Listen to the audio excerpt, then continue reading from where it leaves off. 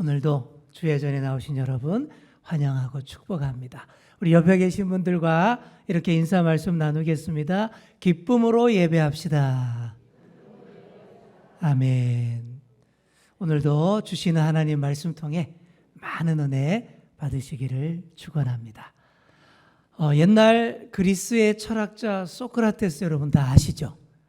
이 소크라테스의 부인이 악처로 유명한 이 크산티페라는 아주 유명한 악처였기 때문에 이 소크라테스의 결혼 생활이 참 너무 힘들었다라고 합니다. 하루는 이 소크라테스가 밖에 나갔다가 집에 딱 들어왔는데 이 크산티페 아내가 막 고래고래 막 삿대질하며 소리를 막 지르더니 물 한 바가지를 그냥 확 끼얹어 버리더래요. 졸지에 영문도 모르고 물을 흠뻑 뒤집어 쓴 소크라테스가 뭐라 그랬을까요? 천둥이 치니까 또 비가 오네? 그랬다라는 거예요. 그렇게 힘들게 사는 스승을 본 제자들이 질문을 했습니다. 스승님, 결혼하는 것이 좋습니까? 안 하는 것이 좋습니까? 그랬더니 소크라테스 왈, 결혼하라. 좋은 아내를 만나면 행복할 것이고 악처를 만나면 진짜 철학자가 될 테이니 결혼해라. 그랬다라는 거예요. 2500년 전에 소크라테스도 그랬는데 요즘은 훨씬 더 심한 것 같습니다. 그런 생각 들어요. 예전에 남편 스타일 유형을 가리켜서 그런 얘기들 했죠. 공처가 혹은 애처가. 애처가는 좋은 거죠. 그죠? 그랬는데 요즘은 또 새로 이런 것들이 생겼답니다. 기처가, 현처가, 그리고 벌처가. 기처가가 뭘까요? 아내 앞에서 기가 죽는 남편을 기처가라고 한대요. 그럼 현처가는 뭘까요? 아내 앞에만 서면 현기증이 나는 남편. 이게 현처가라는 거예요. 마지막 벌처가, 아내가 쳐다보기만 해도 벌벌벌 떠는 남편을 벌처가. 자, 우리 주영교회 남편들은 어떤 유형이십니까? 여기에 속하면 안 되겠죠? 나이가 들수록 이 남성들은 점점 쪼그라들고 여성들은 음매기사로 막 이렇게 세지죠. 그래서 나중에 어떻게 됩니까? 가정에서 이사를 갈 때 남편들이 자기 안 데리고 갈까 봐 이삿짐 트럭 제일 조수석에 제일 먼저 올라타고 안전벨트 꽉 묶어버리고 절대 안 내린다 그러잖아요. 왜 이렇게 됐을까요? 자, 왜 그렇게 되었냐라고 했을 때 너무 오랫동안 남편들이 성경 원리대로 살지 않아서 그래서 좀 혼나는 시절이 되지 않았나 저는 그렇게 생각합니다. 그런데 남편들이 정말 성경 원리대로 잘 살고 정말 성경 말씀대로 이 가정을 잘 이끌어 간다면 나이가 들수록 오히려 더 기가 살고 더 권위가 있게 될 줄 믿습니다. 남편들이 아멘 하셔야 돼요. 그렇게 될 줄 믿습니다. 네, 그러셔야 됩니다. 오늘 사도 바울이 쓴 고린도전서 말씀을 읽었는데 고린도전서 7장 전체가 결혼에 대한 그런 이야기 말씀입니다. 그런데 이 중에 사도 바울의 개인적인 주장도 많이 있기 때문에 잘 분별하셔서 우리가 묵상할 수 있어야 됩니다. 바울은요, 독신이 좋다라는 말을 여러 번 했습니다. 요즘 비혼주의자들이 참 많죠. 또 사정상 결혼을 다시 못하시는, 안 하시는 분들도 많이 계신데 이런 사도 바울을 많이 존경할 것 같아요. 그리고 실제로 가톨릭, 이 천주교에서는 이런 사도 바울을 아주 존경하고 높이 싸서 그래서 우리 신부님들, 수녀님들이 결혼하지 않고 자신들의 헌신을 다 교회에 바치고 있지 않습니까? 원래 하나님의 바람은 우리 사람들이 다 결혼을 해서 아름다운 가정을 이루고 다 행복하게 사는 것. 이게 우리 하나님의 바람이 맞습니다. 그런데 사도 바울은 왜 독신이 좋다 이런 말을 했을까요? 결혼한다고 다 잘 살고 다 행복할 수 있는 것은 아니기 때문에 그게 현실이기 때문입니다. 예나 지금이나 똑같아요. 당시 고린도 사회는 오늘날처럼 너무나 문란하고 유혹이 많았습니다. 결혼했는데 문란한 생활을 계속하는 그런 사람들도 많이 있었고요. 반대로 금욕주의를 표방하여서 부부의 의무를 이행하지 않는 그런 사람들도 많았습니다. 결혼이 오히려 사람들을 더 불행하게 만드는 경우도 많았습니다. 예나 지금이나 똑같아요. 또한 고린도 교인들은 임박한 종말 사상을 믿고 있었습니다. 따라해 볼까요? 임박한 종말 신앙. 자, 이게 뭐예요? 예수님이 곧 오신다는 거예요. 그 당시는 철석같이 믿었습니다. 예수님이 곧 오셔서 다시 오셔서 이 세상을 정말로 끝내실 줄 알았습니다. 이런 임박한 종말 신앙을 가진 사람들이 결혼을 중요하게 생각하겠습니까? 지금 이 말세에 이 무슨 말세에 장가가고 시집가냐? 예수님 곧 오시는데 굳이 결혼해서 우리 신앙생활 방해받을 필요 있어? 그렇게 생각하는 거죠. 그렇게 생각하고 결혼 생활을 끝내버리려는 사람들도 꽤 있었습니다. 바울 역시 임박한 종말 신앙을 믿고 있었고 또 이방인 선교 사역에 아주 집중하고 있었기 때문에 이런 시절에는 굳이 결혼하려 하지 말고 독신이 더 유익할 수도 있다.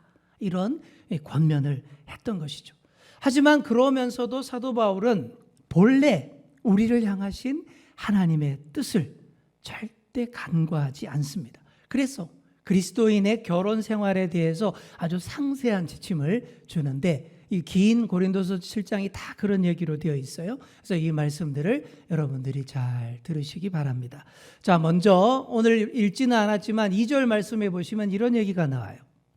음행을 피하기 위하여 각자 배우자를 두라 라고 했습니다.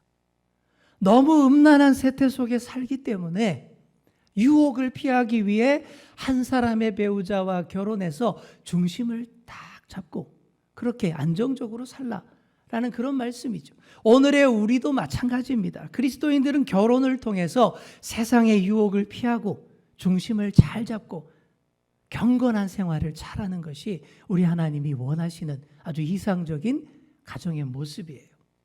그 가운데에서 부부간의 의무를 다하는 것이 중요합니다. 3절과 4절이 그런 얘기예요. 이런 얘기 나오죠. 남편은 그 아내에 대한 의무를 다하고 아내도 그 남편에게 그렇게 할지라 라고 말하고 있죠. 자, 그런데 여기서 말하는 이 구절이 말하는 의무라는 것은요, 주로 성관계에 있어서의 의무를 말하는 거예요. 정말 그렇습니다. 고린도 교회에 문란한 사람도 많았지만 부부관계조차 이게 좀 안 좋은 걸로 터부시하고 더러운 것으로 생각하는 금욕주의자들도 많았기 때문에 사도 바울이 이 말을 하는 거예요.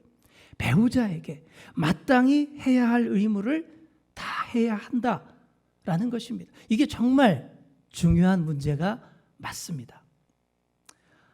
유교를 전공하신 우리 신일교회 배요한 목사님에게 제가 들은 얘기입니다.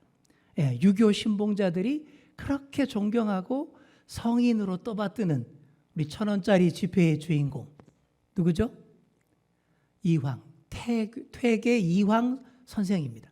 자, 그런데 이 퇴계 선생이요, 낮 퇴계와 밤 퇴계가 너무 달랐다라고 합니다.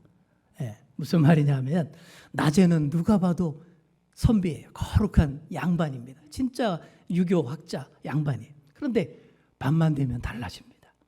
퇴계 선생의 부인이 좀 많이 부족한 분이었다라고 해요. 외모도 그렇고 인품도 그렇고 학식도 없고 교양도 별로 없었대요. 그런데도 이 퇴계 선생이 이 부인에 대해서 최선을 다해 존중하고 섬겼다라고 합니다. 왜냐하면 그게 진짜 사람을 존중하는 유교의 본질이라는 거예요. 우리가 잘못 알고 있는 거예요. 유교의 껍데기만 알고 있는 거예요. 그래서 이 퇴계 선생이 밤에도 최선을 다해서 부인에게 아주 행복하게 해주었다. 그래서 밤퇴계와 낮퇴계가 너무 달랐다라는 그런 얘기입니다. 좀 낯뜨거운 얘기를 해서 죄송합니다. 갑자기 막 더워지죠. 저도 지금 막 덥습니다. 일부에도 더웠는데 또 덥네요.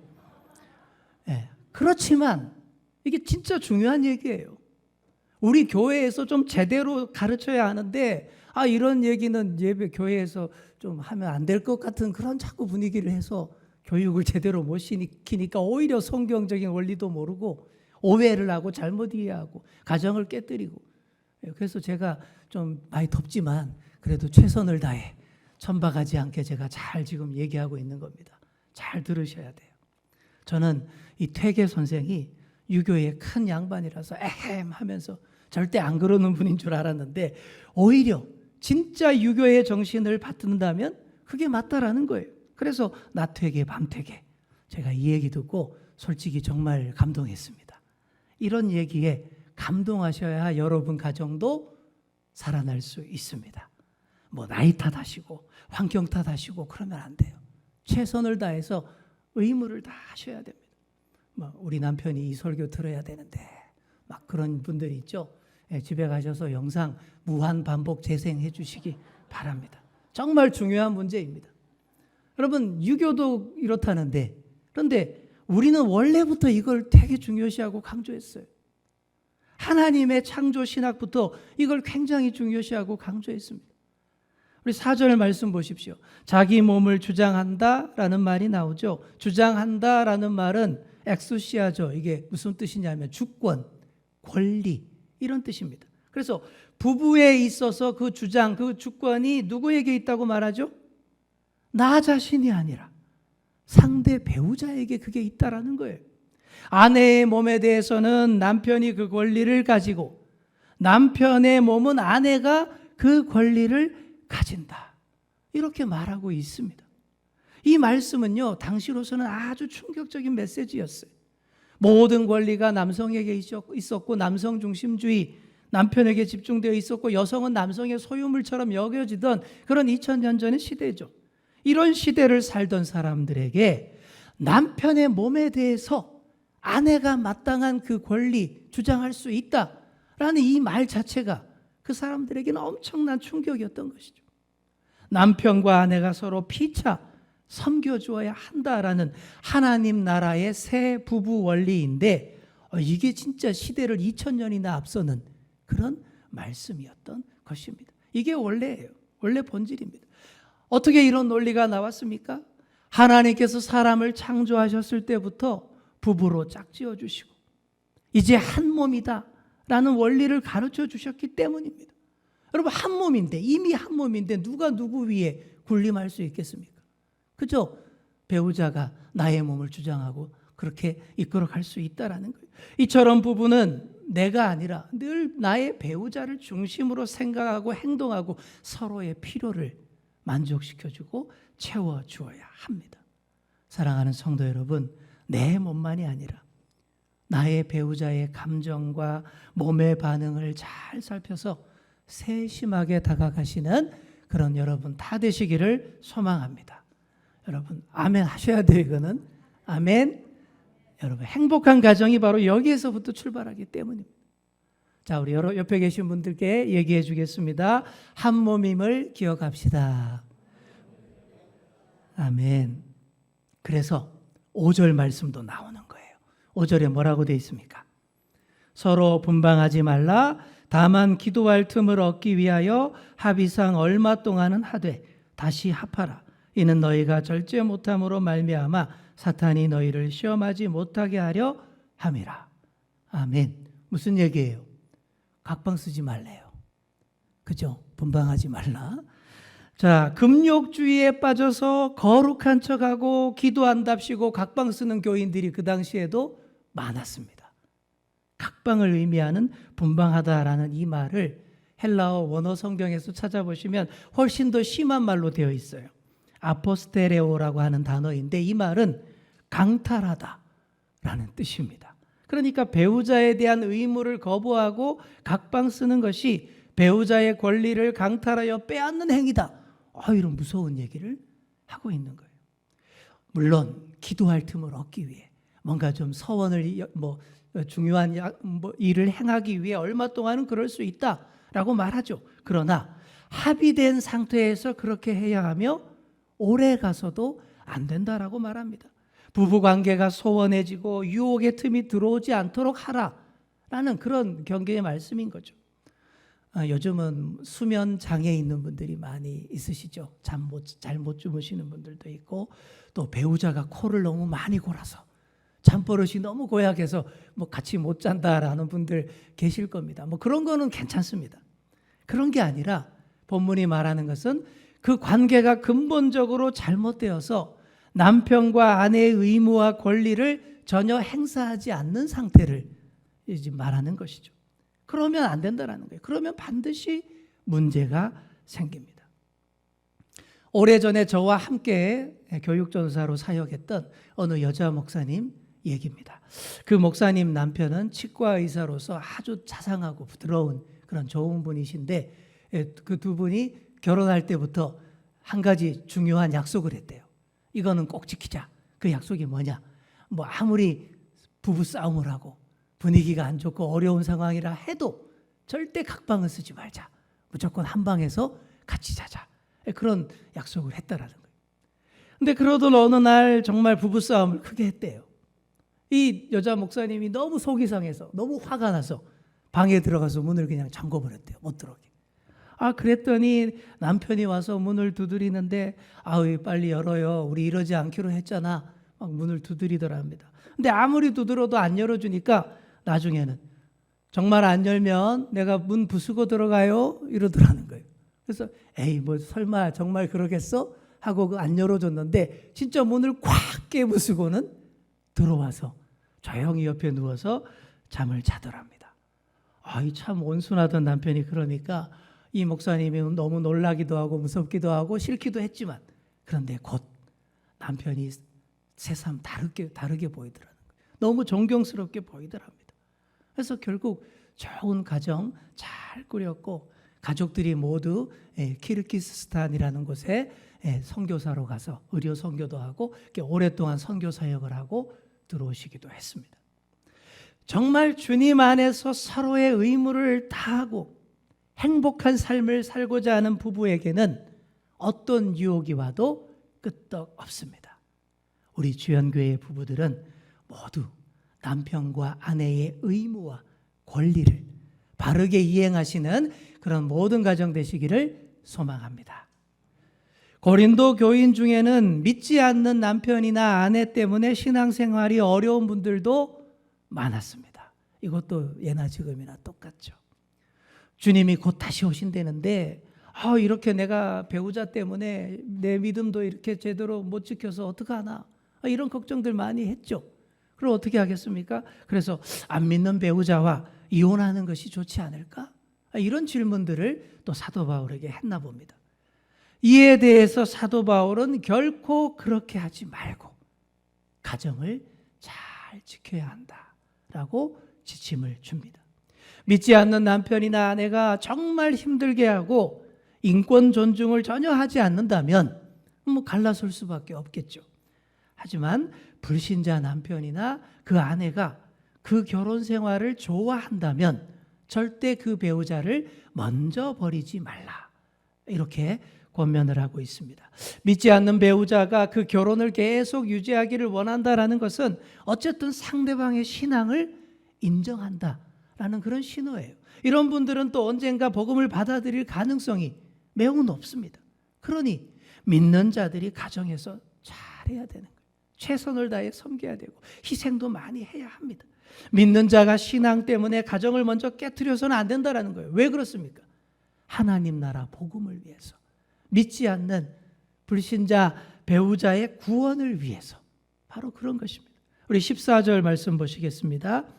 믿지 아니하는 남편이 아내로 말미암아 거룩하게 되고 믿지 아니하는 아내가 남편으로 말미암아 거룩하게 되나니 그렇지 아니하면 너희 자녀도 깨끗하지 못하니라. 그러나 이제 거룩하니라. 아멘. 우리 16절 말씀도 함께 같이 읽겠습니다. 시작. 아내 된 자여 내가 남편을 구원할는지 어찌 알 수 있으며 남편 된 자여 내가 내 아내를 구원할는지 어찌 알 수 있으리요. 아멘. 많은 분들이 그렇게 생각해요. 저도 젊었을 때 그런 소리 귀가 따갑도록 들었습니다. 믿지 않는 자와 결혼하면 안 된다. 그러면 내 믿음까지 버리게 된다. 저도 많이 들었어요. 어느 정도 맞는 말은 맞습니다. 하지만 오늘 본문의 이 바울의 생각은 정반대였습니다. 믿지 않는 자와 결혼하면 믿는 자가 믿음을 잃게 되는 게 아니라 오히려 믿지 않는 자가 나로 인하여 믿음을 가지게 될 것이고 거룩하게 될 것이다. 이렇게 얘기하고 있어요. 근데 아주 적극적이고 공격적인 발상이죠. 더러운 이 세상 때문에 우리가 더럽혀진다라고 생각하는 것이 유대교 바리새인들의 생각입니다. 하지만 거룩한 나 때문에 세상이 거룩하게 될 것이다. 이게 정말 복음적인 우리들의 생각인 것이죠.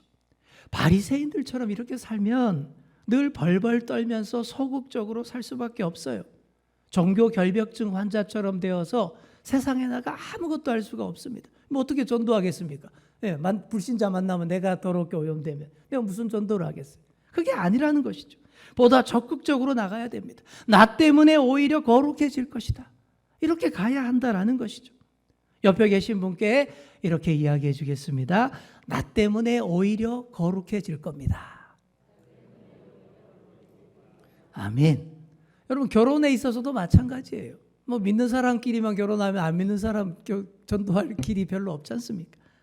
불신 남편이나 불신 아내가 거룩한 성도 남편 아내 때문에 하나님 보시기에 거룩한 존재로 변화될 수 있습니다. 그런 사례들이 또한 많은 거예요. 여러분, 바이킹에 대해서 들어보셨죠? 바이킹이 뭡니까? 중세시대에 노르웨이, 덴마크, 스웨덴 같은 북유럽에 살던 해적 집단이죠. 온갖 포악하고 흉악한 나쁜 일들 다 자행하던 집단이 이 바이킹들이에요. 근데 이 사람들이 배 타고 유럽 각국을 약탈하고 돌아다니다가 유럽 각국의 기독교인 여성들을 많이 납치해서 자기 아내로 삼게 됩니다. 여러분, 여기에서 신혼여행이 유래하게 되는 거예요. 강제로 납치해 왔기 때문에 그 가족들이 되찾으려고 막 쫓아올 거 아닙니까? 이게 따돌려야죠. 못 찾아오게 멀리 여행 가버리는 거예요. 멀리 여행 가서 가족들이 못 찾게 만들고 또 그 여성에게 제 마음을 드리게 그렇게 하는 그 과정이 이 허니문, 이 신혼여행의 유래가 그렇다라는 거예요. 이렇게 강제로 납치되어서 결혼하게 된 기독교인 여성들이 바이킹 집안에서 살면서 한평생 그 남편을 받들고 섬기고 또 자식들을 낳아서 양육합니다. 그런데 이 여성들이 그 다음 세대 자신의 아이들을 성경적 가치관에 입각해서 양육을 하는 거예요. 이렇게 하면서 점점 이 바이킹 사회가 복음화가 되는 거예요.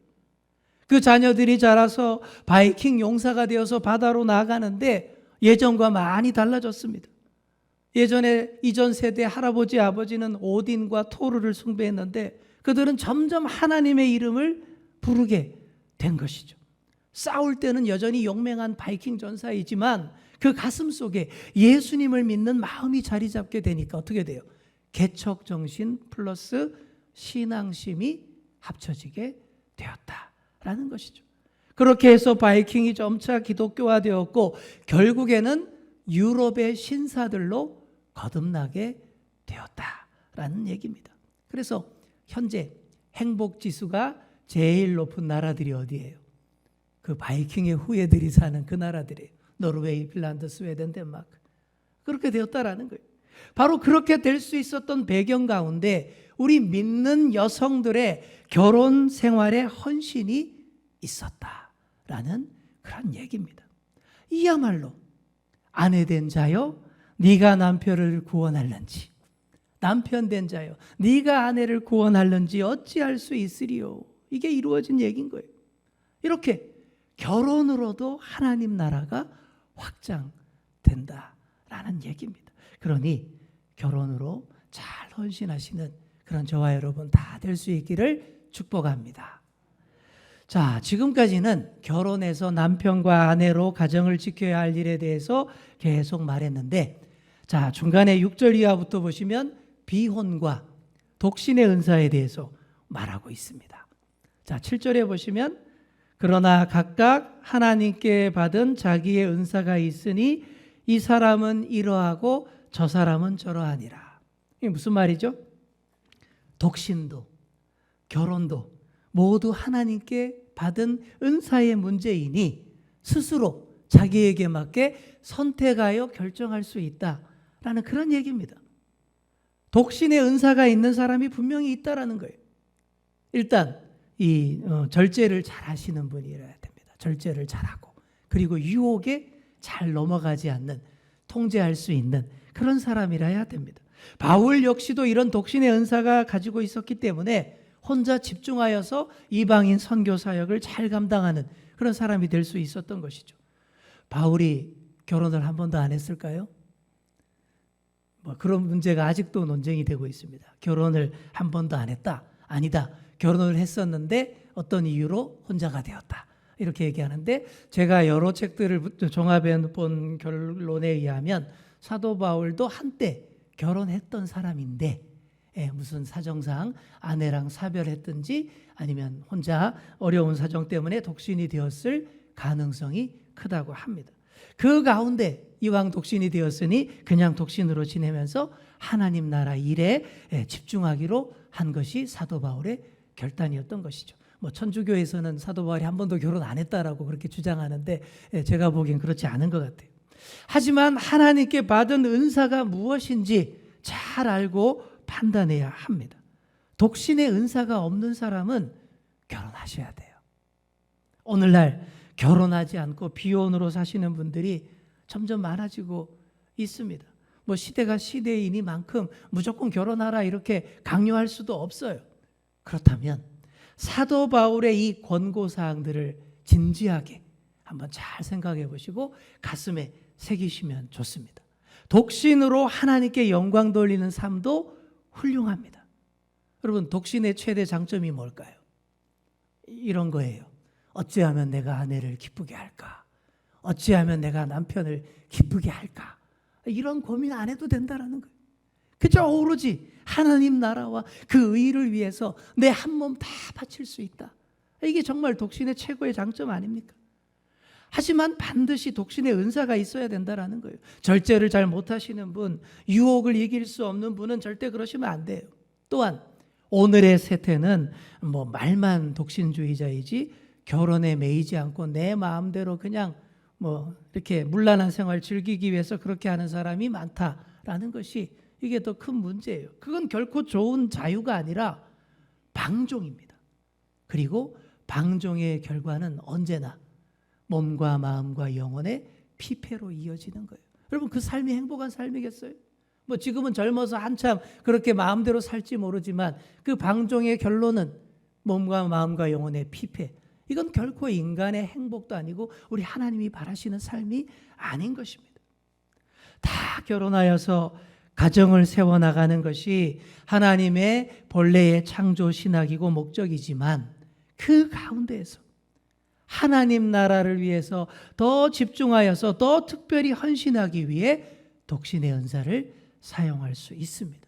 그래서 거룩하고 숭고한 뜻을 위한 독신이지 방종과 쾌락을 위한 삶이 아님을 꼭 기억하시는 그런 저와 여러분 되시기 바랍니다. 자, 이제 말씀을 맺습니다. 우리 17절 말씀 우리 다 같이 함께 읽겠습니다. 시작. 오직 주께서 각 사람에게 나눠주신 대로 하나님이 각 사람을 부르신 그대로 행하라.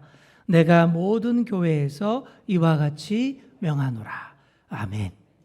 사랑하는 성도 여러분, 하나님께서 여러분을 부르신 그대로 행하시면, 사시면 됩니다. 내가 받은 은사대로, 하나님께서 나를 부르신 모양 그대로 결혼해서 하나님 나라를 잘 섬길 수도 있고, 비혼으로 더 특별한 일 집중해서 할 수도 있습니다. 우리의 중심만 하나님을 향해 바로 잡혀 있으면 어떤 삶을 택하든 하나님께서 반드시 복 주시고 행복하게 해주실 줄 믿습니다. 1인 가정이든 2인 가정이든 4인 가정이든 그 가정을 주님께서 반드시 복 주시고 행복하게 하실 것입니다. 그렇게 행복한 삶 사시는 그런 저와 여러분 다 되시기를 간절히 축원합니다. 기도하겠습니다. 하나님 아버지, 감사합니다. 가정의 달을 맞아 계속 우리의 가정에 대해 묵상하고 우리의 행복과 복된 삶에 대해 묵상하고 있습니다. 우리가 모두 주님 사랑 안에서 행복하고 복된 인생 누리기를 원하시는 주님, 그 뜻을 받들어서 우리가 모두가 행복한 주님의 가정 세워갈 수 있게 하여 주옵소서. 하나님께서 우리에게 주신 은사와 우리를 부르신 모습 그대로 최선을 다해 아름다운 가정도 이루고 더 집중하여 하나님 나라를 위해 잘 헌신하는 우리 모두가 되게 하여 주옵소서. 감사드리며 예수님의 이름으로 기도드립니다. 아멘.